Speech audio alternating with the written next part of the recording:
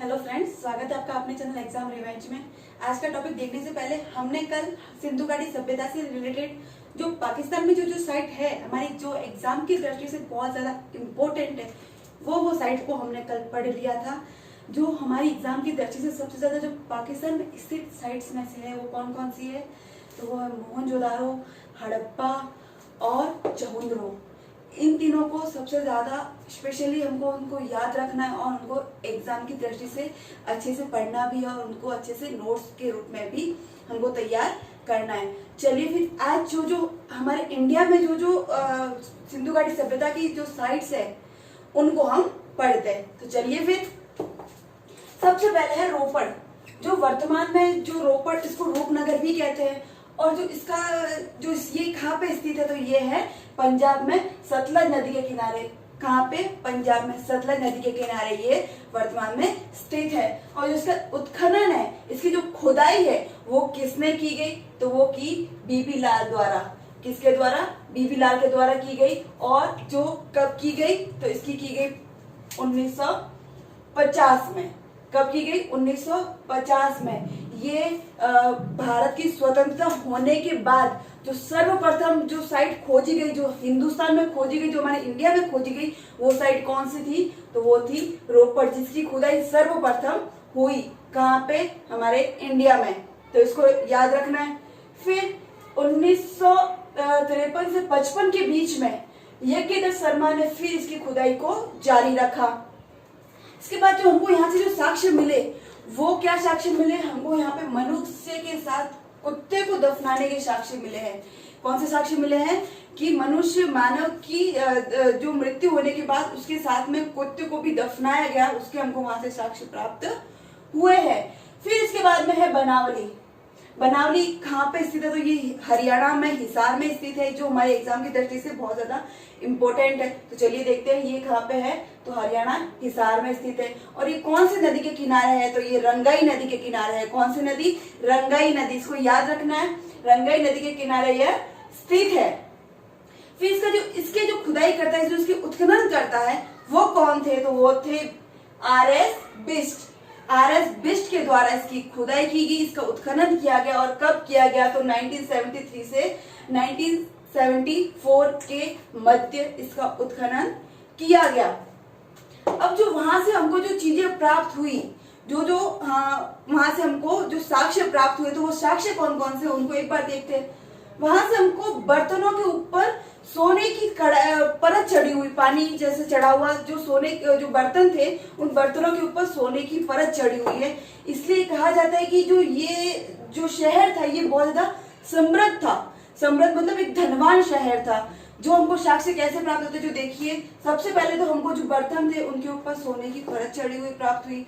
फिर यहाँ से धावन पात्र मतलब जिसको हम बोलते हैं बेसिन, जो हाथ धोने के लिए हम यूज करते हैं अभी वर्तमान समय में, जिनको हम वॉश बेसिन कहते हैं, वो हमको वहां से, उसके साक्ष्य हमको वहां से प्राप्त हुए। तो आप सोच सकते हो कि उस समय में वो ऐसा शहर जहाँ पे धावन पात्र हमको प्राप्त हो रहे हैं, वहां से बर्तनों के ऊपर सोने का पानी चढ़ाया हुआ है, तो फिर वो तो एक समृद्ध शहर ही होगा, जिनके पास हर प्रकार से सुख सुविधाएं उपलब्ध थी। इसलिए इसको एक समृद्ध शहर भी कहा गया है। फिर यहाँ पे जो ये समृद्ध शहर था, तो जो यहाँ पे जो हमको जो स्थल प्राप्त हुआ, वो जो दीवार, जो एक दुर्ग के और एक नगर के लिए हमने जो पहले पढ़ा था कि हड़प्पा में और मोहनजोदारो में जब हमको वो जो साइट मिली, उनके जो दुर्ग के जो चारों तरफ जो दीवारें हैं, वो हमको दो पार्ट में, दो भागों में है। जो दुर्ग का क्षेत्र जो अलग से है, उनका एक परकोटा अलग से निकाला गया है, लेकिन जो महानगर है जहाँ पे लोग रहा करते थे, उसका एक परकोटा अलग से निकाला गया। लेकिन बनावली में दुर्ग और नगर का एक ही प्राचीर से घिरा है, मतलब एक ही परकोटे से वो पूरा घिरा हुआ है। वहां पे जो दुर्ग है वो भी, और जो रहने के लिए जो बस्तियां है वो दोनों ही एक ही प्राचीर से क्या है, घिरी हुई है। फिर यहाँ से हमको मिट्टी का हल प्राप्त हुआ और जौ के दाने प्राप्त हुए। जौ की खेती होने के वहां से हमको यहाँ से साक्ष्य प्राप्त हुए हैं। फिर हमको यहाँ से और क्या प्राप्त हुआ, तो वहां से हमको हर मकान के सामने एक चबूतरा प्राप्त हुआ है। मतलब हर घर के सामने क्या बना हुआ है, एक चबूतरा बना हुआ है। ठीक है। फिर आगे हमको अग्नि वेदिका प्राप्त हुई। अग्नि वेदिका मतलब उस समय में भी हवन वगैरह किए जाते होंगे, तो इसलिए हमको वहां से अग्नि वेदिका भी प्राप्त हुई है। फिर एक बात है जो हमने सिंधु घाटी सभ्यता पढ़ी, उसमें हमने देखी कि जो मोहनजोदारो साइड थी वहां से जो सड़कें कैसी बनी हुई थी, तो सड़कें ग्रिड पद्धति जो समकोण पर काटी थी। लेकिन जो यहाँ से हमको जो सड़कें प्राप्त हुई है वो तारांकित सड़कें प्राप्त हुई है। कौन सी सड़कें प्राप्त हुई है, तो वो तारांकित सड़कें प्राप्त हुई है। और यहाँ से हमको बाट भी प्राप्त हुए जो किससे बने हुए, पत्थर से बने हुए, जो उस समय में किसी वस्तु को तोड़ने के लिए यूज में किए जाते होंगे।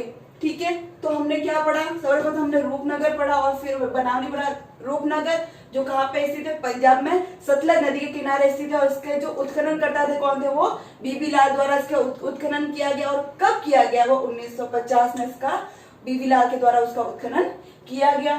फिर 1953 से 55 के बीच में इसका दोबारा उत्खनन शुरू किया गया और वो किसके द्वारा किया गया, वो यज्ञदत्त शर्मा के द्वारा। फिर इसके वहां से हमको क्या साक्ष्य मिले, तो वहां से हमको मनुष्य के साथ कुत्ते को दफनाए जाने के साक्ष्य हमको मिले। फिर बनावली कहाँ पे स्थित है, तो हिसार हरियाणा में स्थित है और रंगाई नदी के किनारे स्थित है। इसका उत्खनन करता कौन था, तो आर.एस. बिष्ट था। और कब किया गया, तो 1973 से 74 के मध्य। फिर यहाँ से हमको ये प्राप्त होता है कि ये बहुत ज्यादा समृद्ध शहर था। तो यहाँ से हमको जो साक्ष्य मिले वो बर्तनों के ऊपर सोने की पानी चढ़ा हुआ है। फिर यहाँ से हमको धावन पात्र जो बेसिंग वॉश बेसिंग जिसको हम कहते हैं वो हमको वहां से साक्ष्य प्राप्त हुए। जो दुर्ग और नगर थे उनका जो परकोटा था या जो प्राचीर था वो एक ही से घिरा हुआ है। जो मिट्टी के हल और जौ के दाने हमको प्राप्त हुए। यहाँ से घरों के हर घर के सामने से हमको चबूतरे प्राप्त हुए।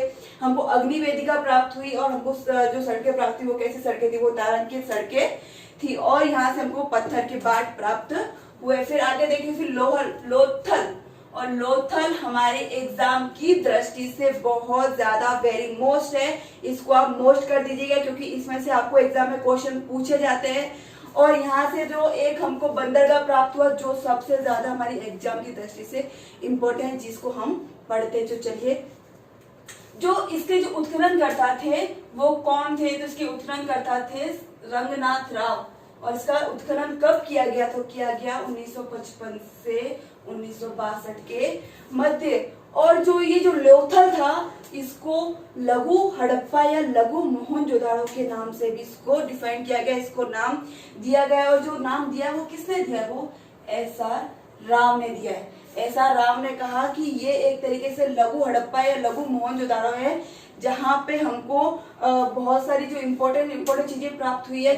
ठीक है, फिर ये जो स्थित कहाँ पे है, तो ये साबरमती नदी और भोगवा नदी के किनारे स्थित है। ये दो नदियों के किनारे स्थित है। कौन कौन सी नदी, तो वो है साबरमती नदी और भोगवा नदी। और ये कहाँ पे स्थित है, तो ये अहमदाबाद के सरगवर गांव में स्थित है। ठीक है, अहमदाबाद के सरगवर गांव में ये साइट स्थित है अभी वर्तमान में। फिर इस यहाँ से जो हमको बंदरगाह प्राप्त हुआ उसका क्या नाम है, गोदीवाड़ा। गोदीवाड़ा उस बंदरगाह को नाम दिया गया। और वो बंदरगाह था, वो एक तरीके से कहा जाता है कि वहां से मिस्र व मेसोपोटामिया से लोग आया व जाया करते थे। जो ये एक प्रकार से एक बड़ा इंटरनेशनल बंदरगाह माना जाता है जहां से दूसरे देशों से भी लोग आने जाने का रास्ता था। ये पानी मार्ग से जाने का ये एक रास्ता था। जहां से हमको जो साक्ष्य मिलते हैं वो एक आप देख रहे हो कि ये मैंने एक चित्र बनाया आपके सामने जो एक तरीके से बंदरगाह है। और जो यहाँ से जो इसकी जो ये रास्ता इसमें छोड़ा गया है जो कितना मीटर है, 12 मीटर है। जो कहा जाता है कि यहाँ से जहाज आते थे और यहाँ से ही जहाज वापस जाते थे, इसलिए ये 12 मीटर का ये रास्ता छोड़ा गया है। ये हमारी एग्जाम की दृष्टि से इम्पोर्टेंट है, इसको याद रखना है और अपनी नोटबुक में नोट भी इसको कर लीजिएगा।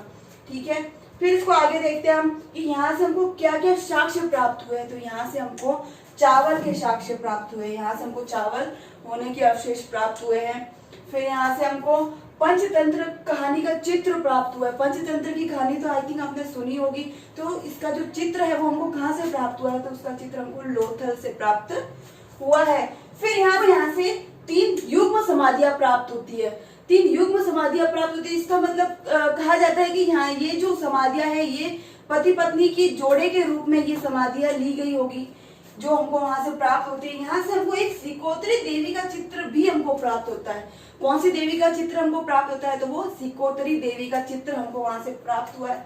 और यहाँ से हमको नाव के मॉडल प्राप्त हुए, जो टूटी फूटी जो नावें थी जो उस समय में जो प्रयोग में लाई जाती थी, उनके हमको साक्ष्य भी प्राप्त हुए हैं। और जो हमको नाव के मॉडल हमको यहाँ से प्राप्त हुए हैं। फिर अगला देखिए राखी गढ़ी। राखी गढ़ी कहाँ पे स्थित है? तो वो सरस्वती नदी के किनारे स्थित है। कहाँ पे? हरियाणा में। हरियाणा में सरस्वती नदी के किनारे राखी गढ़ी स्थित है। ठीक है, जो इसका उत्खनन करता था, इसकी जो खुदाई किसने की थी? तो इसकी खुदाई करने वाले सर्वप्रथम कौन थे? सूरजभान द्वारा इसकी खुदाई की गई। और कब की गई? तो वो की गई 1969 में। ठीक है, 1969 में राखी गढ़ी की खुदाई की गई। किसके द्वारा की गई? तो वो सूरजभान के द्वारा की गई।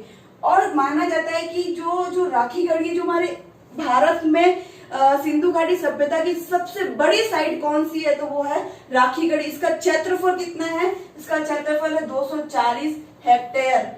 हमारे इंडिया में सबसे बड़ी साइट कौन सी है सिंधु घाटी सभ्यता की? तो वो है राखी गढ़ी। आपको याद रखना है और इसको इम्पोर्टेंट भी करना है। फिर यहाँ से हमको क्या प्राप्त हुआ? तो यहाँ से हमको बिना लेख की मुद्रा मोहर प्राप्त हुई है। फिर हमको यहाँ से हड्डी की बनी हुई सुई प्राप्त हुई है। हड्डी तो आपको पता ही है कि बहुत ज्यादा नुकीली होती है, तो वो आसानी से कपड़े वगैरह सिलने में उस समय में उपयोग में लाई जाती होगी, इसलिए यहाँ से हमको हड्डी की बनी हुई सुई प्राप्त हुई है। और यहाँ से हमको प्राप्त हुआ है लकड़ी का बना हुआ ताबूत। यहाँ से हमको लकड़ी के बना हुआ ताबूत हमको यहाँ से प्राप्त हुआ है। एक बार फिर देख लेते हैं। सबसे पहले जो लोथल है, इसको लघु हड़प्पा या फिर लघु मोहनजोदड़ो भी कहते हैं। और किसके द्वारा ये नाम दिया गया? तो एसआर राव के द्वारा नाम दिया गया। लोथल कौन सी नदी के किनारे है? तो ये साबरमती या भोगवा नदी के किनारे ये स्थित है। और ये कौन से शहर में है? तो ये गुजरात के अहमदाबाद में स्थित है। फिर इसके उत्खनन करता थे वो कौन थे? रघुनाथ राव। कब किया गया? तो 1955 से 62 के बीच में किया गया। ये यहाँ पे हमको एक बंदरगाह प्राप्त हुआ जिसको हम गोदीवाड़ा कहते हैं। और यहाँ से कहा जाता है कि मिस्र और मेसोपोटामिया से जहाज के द्वारा पानी मार्ग से वहां से लोगों का आगमन और व्यापार के लिए भी इसका रास्ते का प्रयोग किया जाता होगा। फिर यहाँ से हमको क्या क्या साक्ष्य प्राप्त हुए? तो हमको चावल के साक्ष्य प्राप्त हुए, हमको 3 युग समाधियां प्राप्त हुई है। यहाँ से हमको पंचतंत्र की कहानी के चित्र प्राप्त हुए हैं, हमको सिकोत्री देवी का चित्र प्राप्त हुआ है, हमको यहाँ से नाव के मॉडल प्राप्त हुए हैं।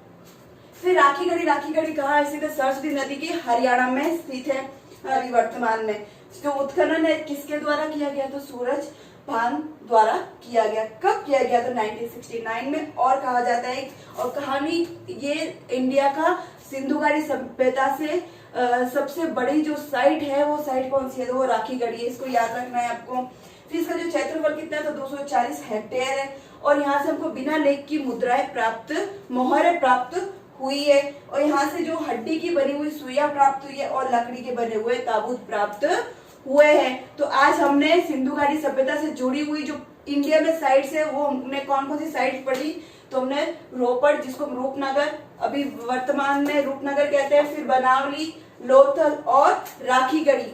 कल इससे आगे हम पढ़ेंगे। अगर आपको ये हमारा वीडियो पसंद आया हो तो प्लीज लाइक करें और शेयर करें और हमारे साथ ऐसे ही हमेशा जुड़े रहे और अपना प्यार बनाए रखें। Thank you.